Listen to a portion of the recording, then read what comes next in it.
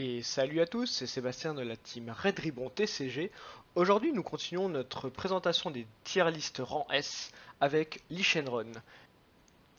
Ce deck qui fait actuellement fureur aux États-Unis et qui fait très peur aux Américains est un deck relativement contrôle. Le but du deck est de défendre, contrôler le board au maximum et arriver à 6 d'énergie pour terminer la game.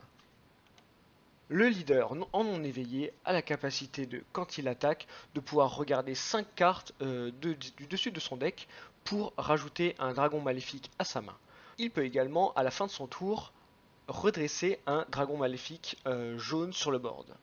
Le leader s'éveille à 3 points de vie, ou alors, si vous avez un unisson jaune de coup de couleur 4, vous pouvez du coup piocher 2, détaper 1 et retourner la carte. Une fois le leader éveillé, quand il attaque, il va piocher un. À la fin du tour, il va pouvoir redresser tous les dragons maléfiques sur le board. Et il a ce magnifique bouton auto-win qui est son activation principale pour 6 jaunes, qui permettra de jouer 7 dragons maléfiques avec des noms différents depuis la zone de dispersion.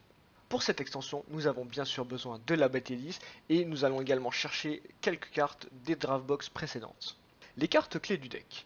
Alors nous avons finalement deux engines. La première engine qui est la boule à une étoile négative. Pour un, on va poser cette boule qui ne peut pas être affectée par les capacités adverses. Son activation principale pour un jaune va nous dire qu'on met cette carte en drop, on va chercher un Lee Shenron d'un coup entre 2 et 4 dans notre deck et on va pouvoir le jouer. Le Shenron qu'on va chercher, c'est celui-ci, le Lee Shenron Drop 4, qui est un bloqueur 19000, qui nous dit que quand il rentre en jeu, il va pouvoir lock un leader ou une carte de combat adverse avec un coût d'énergie de 4 qui est en inertie et cette carte ne pourra pas attaquer au prochain tour. Quand elle meurt, c'est-à-dire que si elle quitte la zone de combat, on va pouvoir replacer une boule à une étoile et relancer la chaîne. L'intérêt du Lee Shenron est également de pouvoir le faire évoluer en ce Lee Shenron Drop 9 qui a bloqueur, vengeance et 30 000 qui va être un rempart pour votre défense. En plus d'avoir une capacité que s'il meurt, on va pouvoir rejouer notre boule à une étoile depuis la drop et piocher 2, le Lee Shenron a également une capacité auto incroyable. En effet, quand votre adversaire joue une carte de combat, on peut choisir cette carte de combat en ignorant la capacité barrière et retirer toutes les capacités de celle-ci pour le tour. La deuxième engine est sur la boule à 2 étoiles. Même principe, nous posons la boule à 2 étoiles et pour son activation principale, on va pouvoir chercher un Ryan Shenron depuis le deck.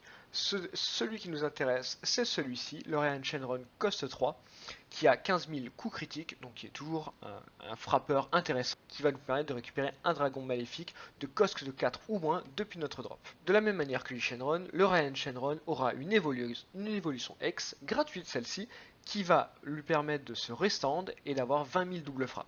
L'autre capacité très intéressante de Ryan Shenron, c'est à chaque fois qu'il attaque ou qu'il est joué en combo, on peut défausser un dragon maléfique depuis notre main et détruire une battle adverse avec un coût supérieur de ses énergies.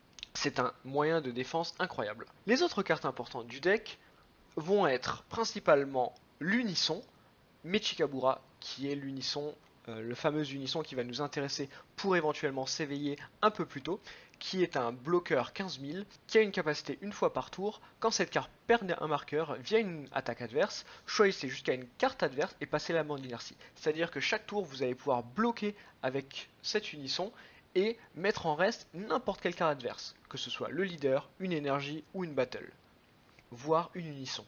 Le Mechikabura a également une activation principale de +1 toujours intéressante. Vous allez pouvoir piocher un et lock une battle adverse en inertie en ignorant barrière. Petite activation bonus, activation -4, très intéressante, c'est de dire vous allez pouvoir prendre une battle adverse, prendre le contrôle de celle-ci et la repasser en mode action. Ce qui fait que vous allez pouvoir faire des combos incroyables avec ça en piquant une battle adverse. Les autres cartes importantes du deck vont être le super combo Zamasu qui va nous permettre de défendre facilement, d'incliner les battles ou leaders adverses. Le Final Flash de Vegeta qui va nous permettre de gérer des cartes avec barrière et en rajoutant beaucoup de défense. Et un finisher incroyable qui est le Sai Xeno qui combotte absolument bien avec notre bouton auto win ou simplement étant donné qu'on pose très facilement des battles avec un coût élevé, on va pouvoir facilement atteindre les 12 d'énergie pour faire la capacité successeur gratuitement et poser notre Select Xeno. Les autres cartes qu'on peut considérer dans le deck, qui ne sont pas systématiquement jouées, sont le Bardogori, qui reste aujourd'hui toujours une très bonne carte, qui va nous permettre de poser sur le board un 20 000 double frappe pour le coup de 2 en combo, et qui va nous faire piocher un plus mettre une carte en reste au moment où elle est jouée. C'est toujours une carte intéressante pour gérer les unissons adverses ou pour simplement rajouter un peu de pression. Le Basile également est une bonne carte qu'on va pouvoir jouer pour un, qui va nous faire piocher un, et qui au moment voulu va nous permettre d'activer sa capacité de rajouter 15 000 et réplique pour le tour. Étant donné qu'on reste pas mal de cartes adverses, on va pouvoir aussi imaginer pouvoir jouer le Bergamo, qui pour 2 va pouvoir rentrer en jeu et incliner 2 cartes adverses, que ce soit une source d'énergie ou une battle en niant la capacité barrière. Ce qui va nous intéresser également, c'est aussi potentiellement le couleur, qui est un des rares contre-contre du jeu, qui va nous permettre d'annuler un contre qui va nous gêner pour finir une game. Le plan de jeu de Lich Run est relativement simple.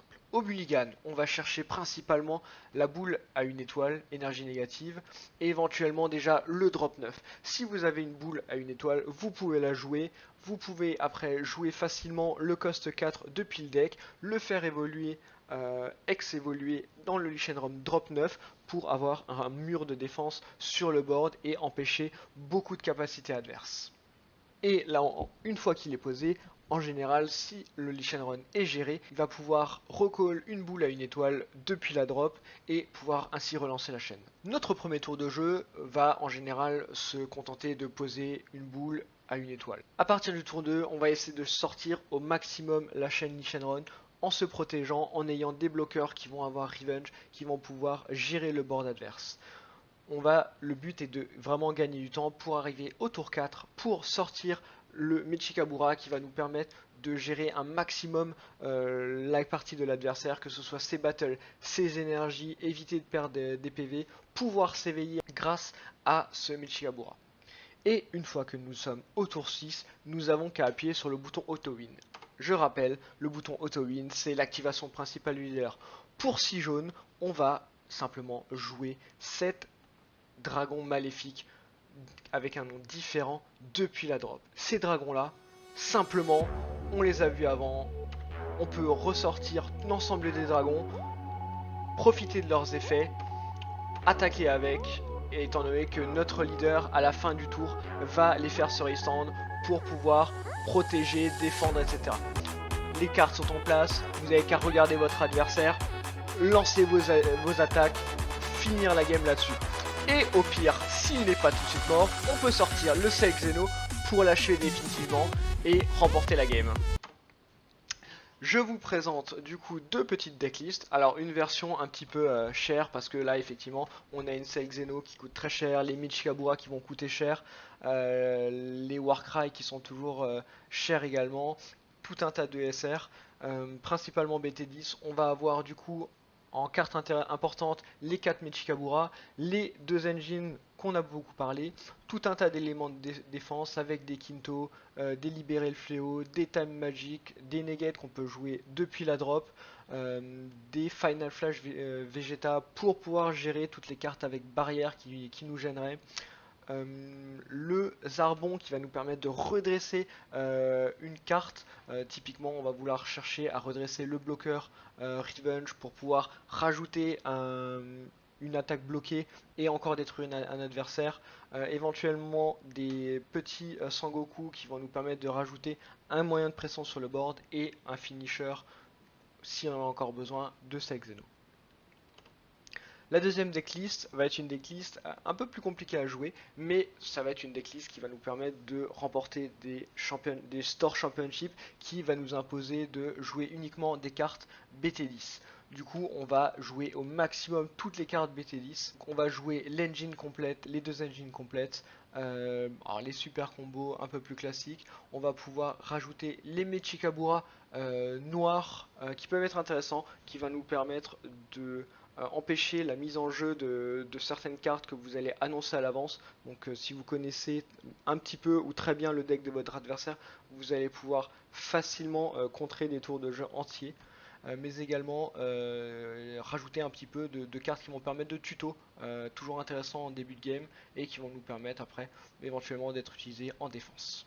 Les points forts de Lee Shenron sont tout à fait évidents. On peut lock totalement l'adversaire, que ce soit son leader, ses battles, éventuellement ses énergies, mais également on va pouvoir, grâce au Lee Shenron, gérer tout un tas de battles en annulant leurs capacités. Donc, ce qui va être très intéressant pour s'éviter de prendre de gros dégâts et de tenir jusqu'à notre fameux bouton auto-win. Également intéressant, on va pouvoir tutoriser beaucoup de cartes.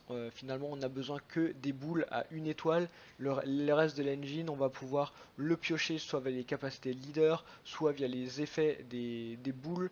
Une fois qu'un de nos engines est mort, on va pouvoir piocher, relancer l'engine rapidement. Donc c'est un deck tout à fait stable. En point faible, on peut noter quand même que l'éveil est relativement tardif. On va s'éveiller à 3 points de vie ou en payant un Mechikabura drop 4, donc ça veut dire minimum tour 4 pour pouvoir s'éveiller, ce qui est relativement tard dans la méta, mais le deck fait que on va pouvoir défendre relativement facilement. Le but est vraiment de tenir jusqu'à ce fameux bouton auto-win. Malheureusement, dans le deck, on a peu de moyens de gérer les cartes avec barrière. On a vu le Vegeta, l'extra Vegeta qui va nous permettre de blanchir une carte, mais ce n'est pas forcément suffisant pour vaincre une carte qui a barrière. Typiquement, je pense à un invoqueur, le Vegeta drop 3 est beaucoup plus compliqué à gérer. Le deck Lee Shenron est également sensible au contrôle de main. Effectivement, les moteurs de pioche ne sont pas toujours incroyables et on va peut-être potentiellement arriver à vite se faire gérer notre main avec des decks verts qui vont chercher à vider notre main très très vite. Comment contrer notre Lee Shenron? Alors finalement, rien de très incroyable comme réponse. N'attendez pas le tour 6. Une fois que le Lee Shenron a ses 6 d'énergie, il va lancer la chaîne, appuyer sur le bouton auto-win et il va être extrêmement compliqué de revenir dans la partie. À partir de ce moment-là, il va lock absolument toute la game et vous ne pourrez pas forcément en revenir. Essayez d'être agressif en début de partie, c'est mon gros conseil.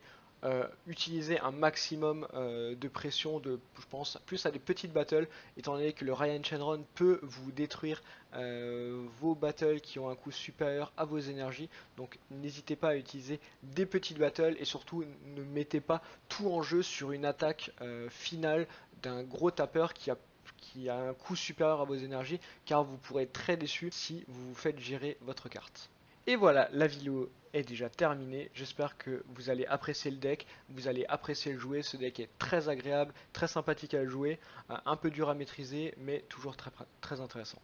Avant de nous quitter, j'aimerais annoncer le résultat du concours de la dernière vidéo concernant le petit concours Card Market. Le gagnant est Noah Bertrand qui avait annoncé un Gogeta SS4 comme pour lui la meilleure carte de la BT et donc il remporte un coupon Card Market de 5 euros. Félicitations à lui. N'oubliez pas de vous abonner, de liker, n'hésitez pas à commenter nos vidéos et on se retrouve bientôt pour une prochaine vidéo. Ciao ciao.